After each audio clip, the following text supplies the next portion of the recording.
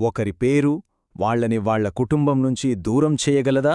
Cinema చూడటం పాపమా? చూసారా, ప్రపంచం ఎంత వేగంగా మారిపోతోందో మన విశ్వాసానికి సంబంధించిన ప్రశ్నలు కూడా అంతకంతకూ సంక్లిష్టంగా తయారవుతున్నాయి. అందుకే ఈరోజు మనం ఇలాంటి ఆధునిక సందేహాలకు పురాతన గ్రంథాల్లోని సమాధానాలు ఏంటో వెతకబోతున్నాం. సరే, పదండి ఈ ఇంట్రెస్టింగ్ టాపిక్లోకి ఇంకాస్త లోతుగా వెళ్దాం.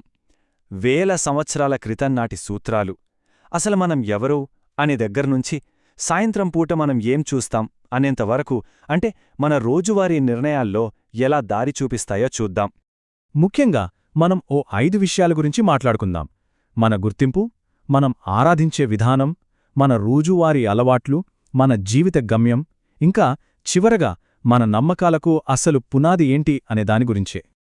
మొదటగా మన గుర్తింపు మూలాలను టచ్ చేసే ఒక ప్రశ్నతో మొదలుపెడదాం. అదేంటంటే, ఒకరి సంస్కృతికి, వాళ్లు కొత్తగా స్వీకరించిన విశ్వాసానికి మధ్య ఒక సంఘర్షణ వస్తే అప్పుడు పరిస్థితి ఏంటి? ఇది చాలామంది అడిగే ప్రశ్న. ఒకవేళ ఎవరిదైనా పేరు వేరే మత సంప్రదాయానికి సంబంధించింది అనుకోండి, మరి వాళ్లు తమ విశ్వాసాన్ని పూర్తిగా అంగీకరించాలంటే ఆ పేరు మార్చుకోవాలా? దీని గురించి బైబిల్ ఏం చెప్తుందో ఒకసారి చూద్దాం. చూడండి, ఇక్కడే అసలు కన్ఫ్యూజన్ ఉంది. ఒక పక్కేమో గతంతో సంబంధం తెంచుకోవాలి అని బైబిల్లో స్పష్టంగా ఉంది. కాని ఇంకో పక్క చూస్తే ప్రాక్టికల్ ప్రాబ్లమ్స్ ఉన్నాయి. కుటుంబంతో, ప్రభుత్వ రికార్డులతో ఇబ్బందులొస్తాయి గదా. అంటే ఇది వాళ్ల కుటుంబానికి, పౌర గుర్తింపుకు ఎలాంటి సమస్యలు తెచ్చిపెడుతుంది? అయితే చివరిగా సమాధానం బయట కాదు, లోపల వెతకాలి అనిపిస్తోంది. ఎందుకంటే అసలైన మార్పు అనేది హృదయంలో జరగాలి. పేరు మార్చుకోవడం లాంటి బయటి విషయాలు ఏదో కఠినమైన రూల్లా కాకుండా జ్ఞానంతో, ప్రేమతో తీసుకోవలసిన నిర్ణయాలన్మాట. ఈ ఆలోచనే, అంటే మనసులో జరిగే మార్పు బయటికి కూడా కనిపిస్తుంది అనే ఈ పాయింటే మనల్ని నెక్స్ట్ టాపిక్కి తీసుకెళ్తుంది. ఆరాధన చేసేటప్పుడు మన విశ్వాసాన్ని మన శరీరంతో ఎలా చూపిస్తాం? ప్రార్థన చేసేటప్పుడు చాలామందికి వచ్చే ఒక కామన్ క్వశ్చన్, మనం నిల్చున్నామా, కూర్చున్నామా, మోకరించామా అన్నది నిజంగా అంత ముఖ్యమా? నిజానికి దేవుడు మన హృదయాన్ని చూస్తాడు, అది కరెక్టే. కాని మన బాడీ పోస్చర్, అంటే మన శారీరక భంగిమ కూడా మనసులో ఉన్న భావాన్ని బయటపెడుతుంది.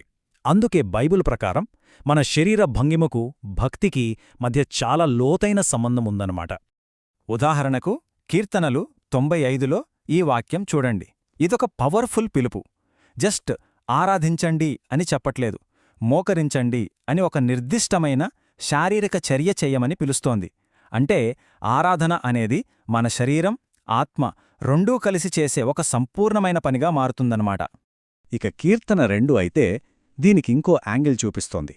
భయభక్తులతో సేవించండి, వణుకుతూ సంతోషించండి అంటుంది. అంటే భక్తి అనేది ఏదో మొక్కుబడిగా చేసే పని కాదు, నిజమైన ఆరాధనలో భాగమైన ఒక లోతైన గౌరవం అని ఇది స్పష్టం చేస్తోంది. అయితే విశ్వాసం అనేది కేవలం ప్రార్థన సమయానికే పరిమితం కాదు కదా. మరి ఇంట్లో మనం ఒక స్క్రీన్ ముందు కూర్చున్నప్పుడు ఈ భక్తి, వివేచన లాంటివి ఎలా వర్తిస్తాయి? ఒకప్పుడైతే దీనికి సింపుల్గా వద్దు అని చెప్పేసేవాళ్లు. కానీ ఇప్పుడు పరిస్థితి మారింది.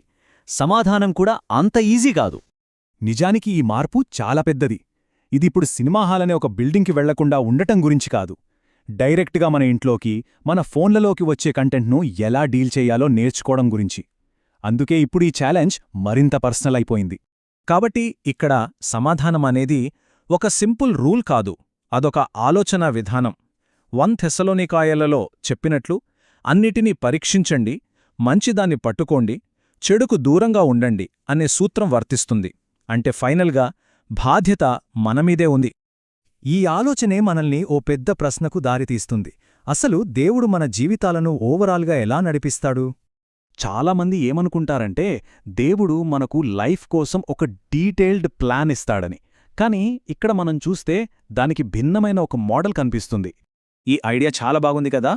అంటే లైఫ్ ఎలా ఉండాలో పాయింట్ టు పాయింట్ చెప్పే ఒక బ్లూ ప్రింట్ ఇవ్వడానికి బదులుగా దేవుడు మన చేతికి ఒక మ్యాప్, అదే ఆయన వాక్యం, ఒక కంపస్, అదే పరిశుద్ధాత్మ ఇస్తాడన్నమాట.